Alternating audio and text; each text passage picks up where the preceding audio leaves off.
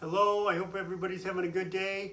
One thing that I just wanted to point out before I start talking about what a republic is and then talk a little bit about referendums is I have to do a report today that shows whether or not students have started to participate in the class. And so if you have not emailed me something or submitted something online or texted me something, then I have to report that you haven't done anything. And so for those of you who haven't done anything, please start working on that stuff. Kind of interesting, one thing that I wanted to point out as far as current events goes is today at 2 o'clock, so 1 o'clock our time, 2 o'clock Eastern time, the Federal Reserve will announce whether or not they're changing interest rates at all. And so, of course, interest rates are going to be things that are going to impact us, whether we're buying a car or a student loan or eventually a house or something like that. And so it's always something to sort of like keep an eye on. And so I'll report on that later on this week when the Federal Reserve does release their numbers. And so today I was just going to talk about things that are listed in the book and just expand a little bit on it. And so it talks about democracy versus like a republic. And so of course here in the United States we vote for representatives that go and represent us in Washington or in Springfield or in Wheaton at DuPage County. And so that's a republic where we have somebody who is going to represent us and vote for us. But there are times when you could have direct democracy, and that's where there's a referendum. And so what is a referendum and how does that work? And so I thought I'd cover some of the things that I've got listed here. The 2014 governor's race, that wasn't a referendum, but at that same time of the governor's race, there was some referendums on the ballot. And at the time, there was on the ballot whether or not we should increase the minimum wage. And as I recall, it was supposed to go to $10.25 an hour. And then also whether or not we should increase taxes on those people who make over $1 million a year in Illinois.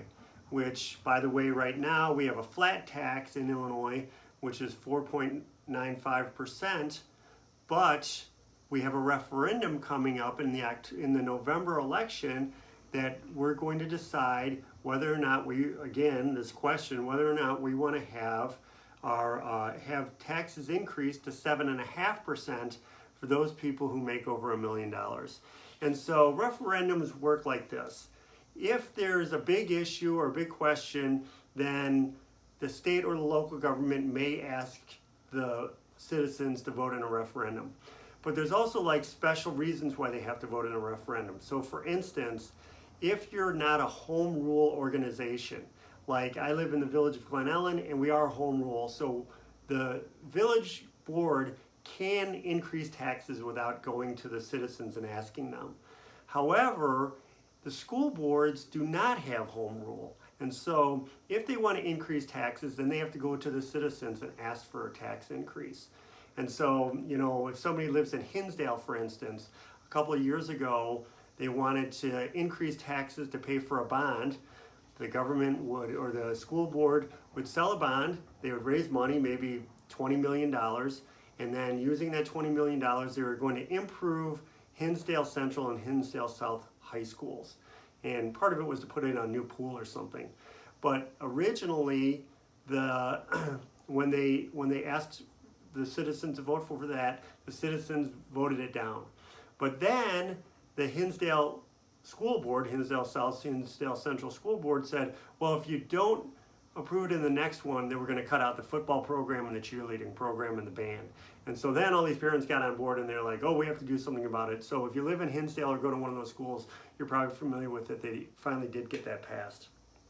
So going back to what's going on, what happened in 2014. In 2014, we had this referendum, and there's a binding referendum, which will become like in 2020 when we vote in November, we're going to be voting whether or not we want to increase those taxes on the millionaires. That's actually going to be a constitutional referendum where if it's approved by the citizens of Illinois, it'll be incorporated into the Constitution. In 2014, it was not a constitutional one.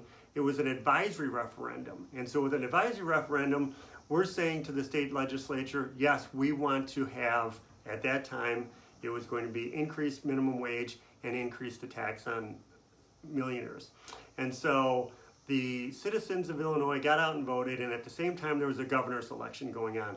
And you may recall it was Bruce Rauner against Pat Quinn, and Pat Quinn was the incumbent, Rauner a Republican and Quinn a Democrat. But when everybody got to the polls, they voted overwhelmingly that they wanted to increase the minimum wage and they wanted to tax these millionaires at a larger number. Like, as I recall, it was like 65, 70% of the voters said yes to that. But it never happened. Well, it has since happened, but it didn't happen with that referendum, because even though we voted in that referendum to have those things approved, at the same time we elected a governor, Bruce Rauner, who was opposed to those. And so he's like, I'll veto those if that comes in front of me. And so it was never going to work out because he was going to veto it anyway. And so on those advisory referendums, it works a little bit differently, where unless the state legislature agrees to go along with it, that it won't happen. Now, since then, we've had Pritzker come to office.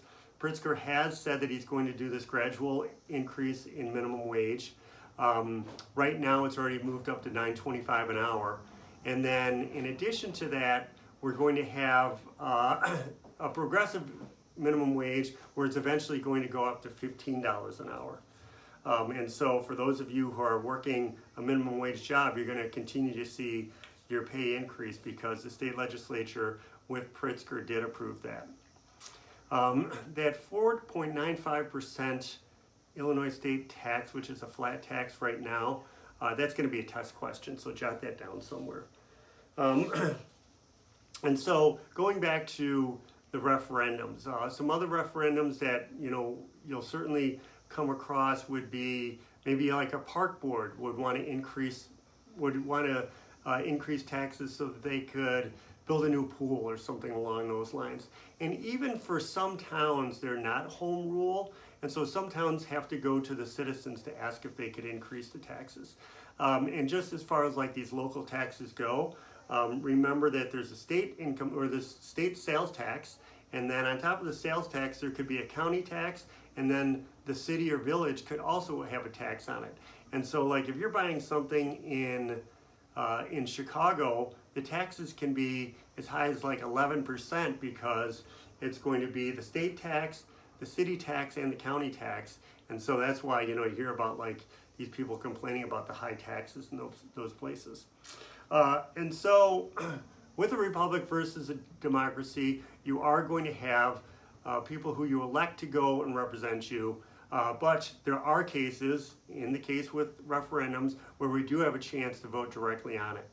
And of course, the biggest referendum that we're going to have across the nation is when we get a chance to vote for the president. And so for that, we'll just wait and see what happens. But certainly November 3rd is going to be big because it's going to be a referendum basically on Donald Trump. Okay, so that's just what I wanted to cover today. And then I'll do a little bit of an update on the Federal Reserve later this week and try to talk a little bit more about how interest rates work and how the Federal Reserve works and how it can impact us. Have a great day. Remember to get in some of those papers. Certainly your current events paper you can submit online, or you can email me discussion questions, or you can text me discussion question answers and any extra credit that I had said.